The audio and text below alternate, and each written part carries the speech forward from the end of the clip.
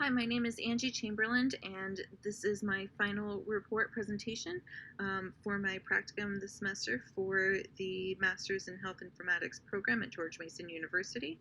This Alexa-based COVID-19 symptom assessment tool was created for a George Mason University and Vibrant team, and it was overseen by Dr. Farouk Alemi.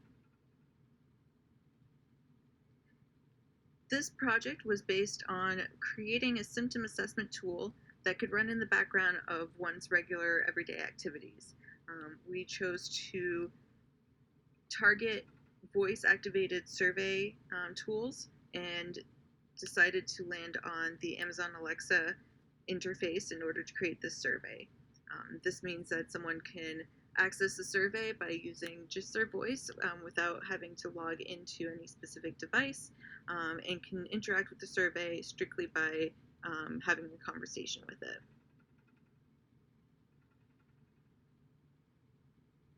This project had multiple steps, including assessing the objectives of the project, deciding on a flow of the survey, and also assessing the different softwares available to create this.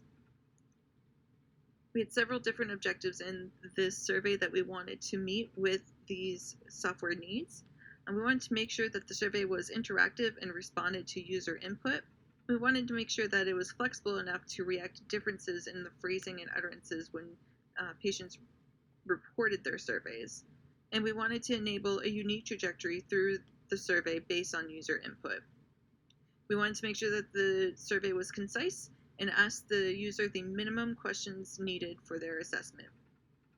The calculation of the likelihood ratio and odds were based on Dr. Alemi's group's findings and data in a separate part of their project. So we used these calculations and we were able to integrate them into the survey task itself. The survey also records user input and files it in a Google Sheet for evaluation and further improvement. So we can see how users are using the survey and where we can actually implement other recognized symptoms. We can see what miscellaneous symptoms that they're reporting alongside certain results, and we can also see how the trajectories are playing out with different reporters. This information does not identify a unique user, and so does not need to be quite as protected. And we wanted to make sure that the symptom recognized symptoms versus negated symptoms, such as cough versus no cough.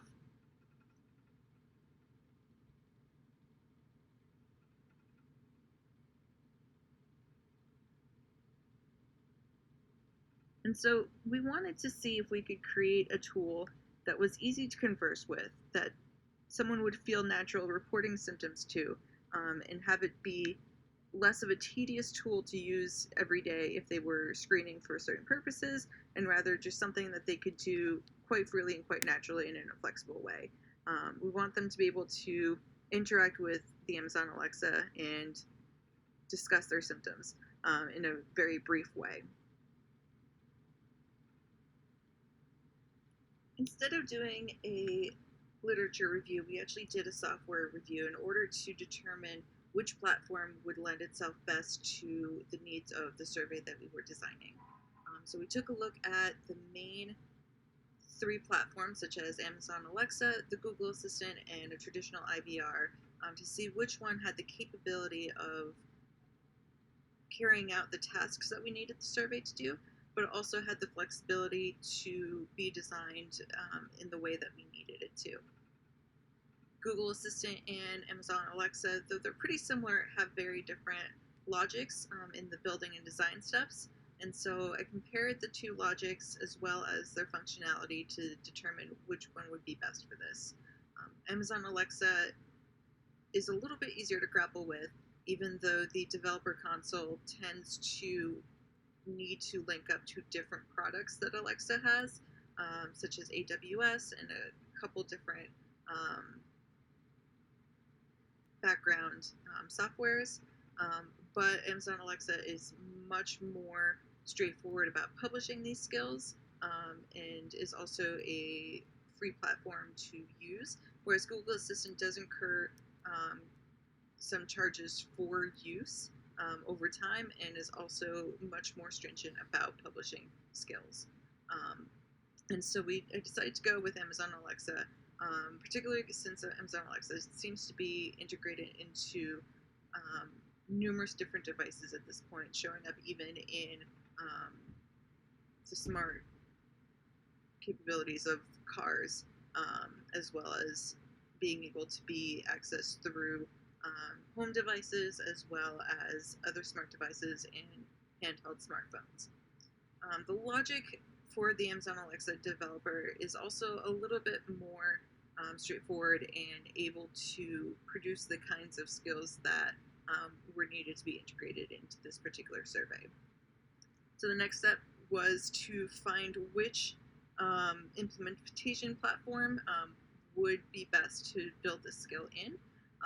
The developer platform for Amazon Alexa, again, is a little clunky and a little difficult to use, as well as makes use of multiple other Amazon products in order to achieve much of anything. And so that became a little bit cumbersome. And I found VoiceFlow, which is a free implementation platform, and it does most of these tasks all in one spot. And so it allowed us to focus on building the kind of functionalities that were unique to this survey that were not readily available in Alexa skill templates or any other built tools, and not have to grapple with figuring out how to link up these various Amazon products.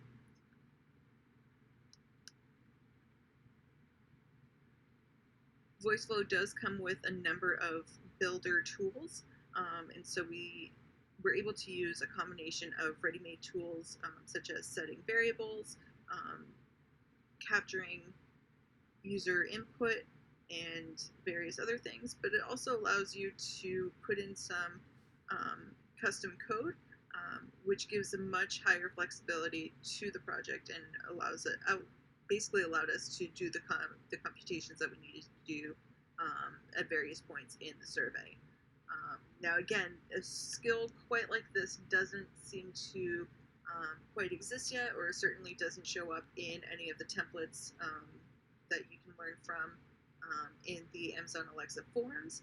And so quite a bit of time was spent looking at these other skills, such as question and answers, implementing Google Sheets to record and retrieve information, and scored quiz skills, which at least added up certain results. And so from those templates, I was able to assess which tools could be reworked to suit our purposes. And it was a lot of trial and error that ended up necessitating making us restart the project and find a different way to use certain tools, find a tool that worked better for the intended purpose, and there was a lot of different reworkings of the order in which these tasks were carried out throughout the survey, as well as the flow of the survey, in order to get the final product that did what we needed to do in the most concise and accurate way. So here we see a survey flowchart that shows the basic trajectories through the survey. These paths are determined by user input, so based on the response to each prompt, the user will be guided through a different part of the survey that's relevant to their response. The paths are adjustable and flexible and can be changed later on if we want to add questions, change the calculations that are occurring, or allow different responses, or to gather even more information, or if we want to leave some parts as optional or temporarily disabled. We're using subflows that allow for isolated reproducible protocols so that we can replicate them elsewhere in the survey, or again, if we want to go ahead and silence them temporarily, depending on how we're using the survey at any given time. So it's a pretty flexible way of taking this information, and it can be changed as conditions or needs change. And we can see through this flowchart that essentially as we invoke the Alexa task, we'll be greeted with instructions and asked for an initial symptom. Now there's 3 different ways that the users can respond. They'll either state that they're not having symptoms, they can give us a targeted symptom that is part of our calculations, or they can give us another symptom altogether. If they're reporting no symptoms, Alexa will go ahead and verify that that is indeed what they mean, and go ahead and let them know that since they're not reporting any symptoms, their symptom-based risk of COVID-19 is pretty low, and we'll wish them a great day. If the user in that step changes their mind and says, well, actually, no, I do have symptoms I want to report, or if Alexa misunderstood, which we all know happens from time to time, we're not going to go ahead and kick the user out of the survey. We're actually going to say, hey, sorry about that. Let's go ahead and try this again. And so we are constructing a way for the user to move through the survey quickly, even if their responses aren't well understood at each step. And that way, the survey will kind of keep going and move through the questions, even if we're not quite getting an accurate response.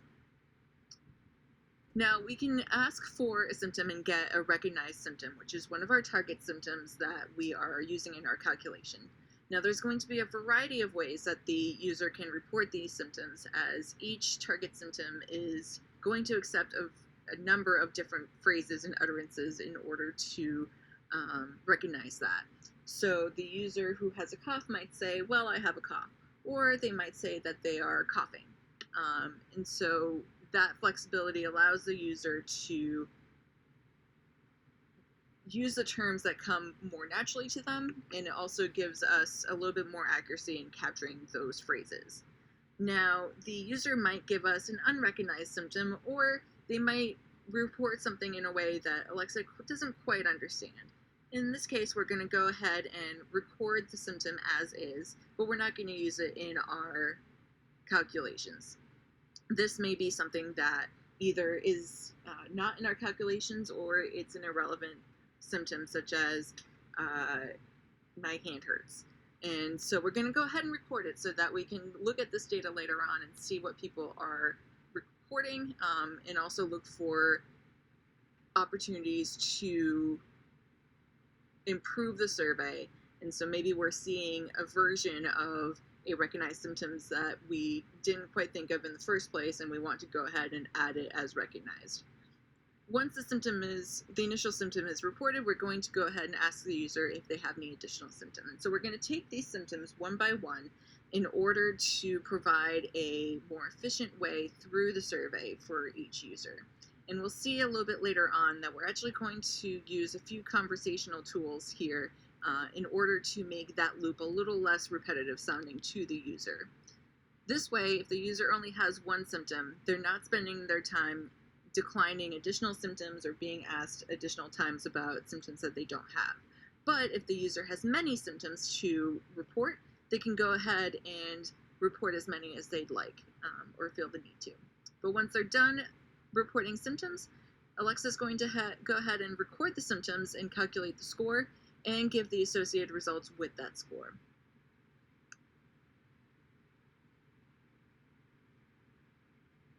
So here we see the back end of the voice flow tool that helps us design and prototype the Alexa skill. And basically we see that it looks like the basic flow chart with a few added things in there, but we see that we've used also a few subflows in order to help us keep the main flow a little less congested. Now, the nice part about this setup is that it allows us to create changes as we go without having to restart the whole process. And so we can add things in, we can take things out, we can temporarily disable things or rearrange things in one part of the survey without affecting the rest of the survey, which is really helpful, especially in design. This also means that we'll be able to make adjustments to the survey as we get more user data, or as we decide to integrate different tools or different questions or different data.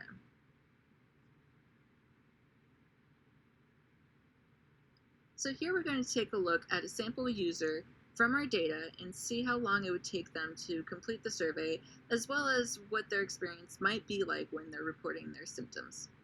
Computer, open GMU COVID symptom survey. Hello. Thank you for taking our COVID-19 symptoms survey. I'll be asking you questions about your symptoms and will calculate your COVID-19 probability. Let's start by assessing your symptoms one at a time. What's your first symptom today? I have a fever. Thank you. I've noted that symptom. Do you have another symptom to add? Yes. What's your next symptom? I have pink eye.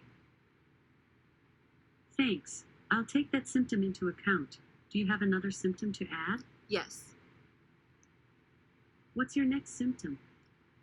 I have nausea. Noted. I'll add that to my calculation. Do you have another symptom to add? Nope. Great. Please give me a moment to record your symptoms and calculate your score. Thank you. Based on your reported symptoms, you have a high risk of COVID-19. You should contact a medical professional immediately. So as you can see, that took approximately 75 seconds. So it doesn't take too long to go ahead and get through these symptoms. And we're going to take a look at what it looks like in different scenarios as well. But in each case, it doesn't take very long to get through this survey. I've also tried this process out with a couple more symptoms to see how that would play out and how much extra time we're investing when we're adding other. And with 2 extra symptoms, we're up to 80 seconds. And so, as you see, even if it's complicated and there's a lot of symptoms to go through, or even if the user is having a hard time reporting their symptoms or listing off some stuff that doesn't really get integrated, it's not really going to spend all of that much time. So we're going to see what this trajectory looks like when we're sidestepping the symptoms altogether. Computer, open GMU COVID symptom survey. Hello. Thank you for taking our COVID-19 symptoms survey. I'll be asking you questions about your symptoms and will calculate your COVID-19 probability. Let's start by assessing your symptoms one at a time. What's your first symptom today? I don't have any. I understand you are not experiencing any symptoms today. Is that correct? Yep. That's great. I'm happy to hear that. Without any symptoms to report, your risk of COVID-19 based on symptoms is low. Have a great day. So that's about it. 30 seconds and we're through.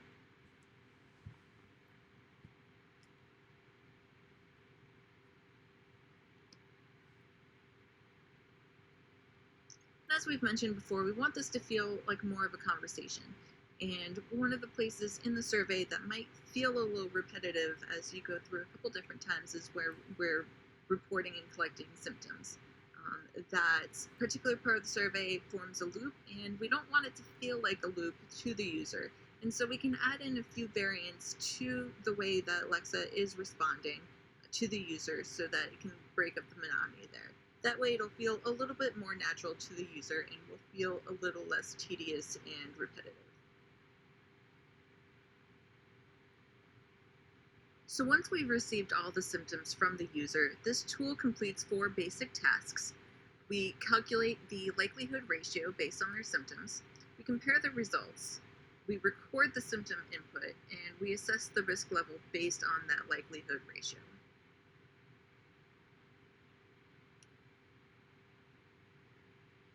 So here we see that some of the data is recorded in Google Sheets. The variables are all set to their negative likelihood ratio in the beginning of the survey for each iteration of that survey. And as symptoms are reported, those variables are set to the positive ratios in order to be calculated properly.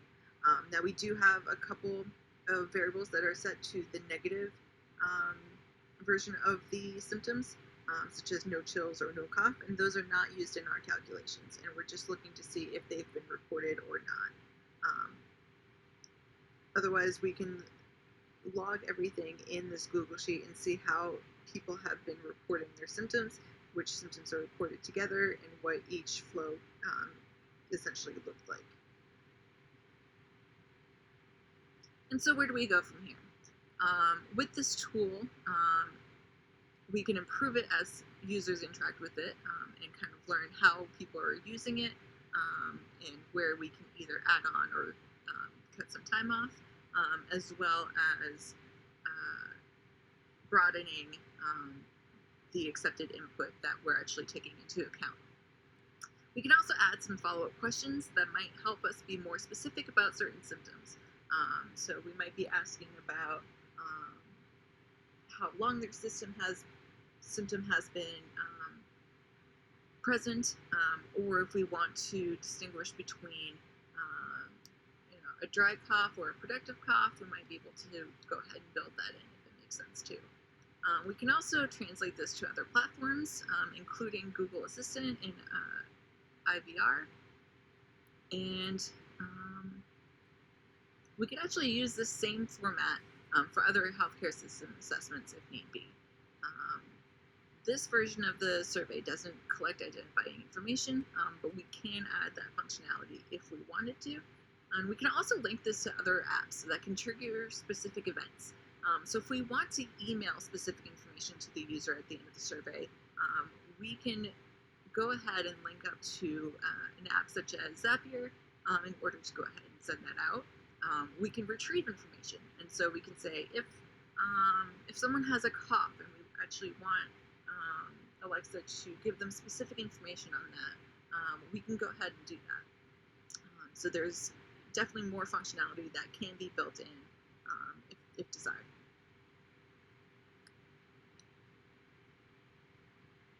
So we were able to successfully create this Alexa-based symptom survey that basically acted as an assessment tool that can be interacted with by voice on any device that supports the Alexa platform.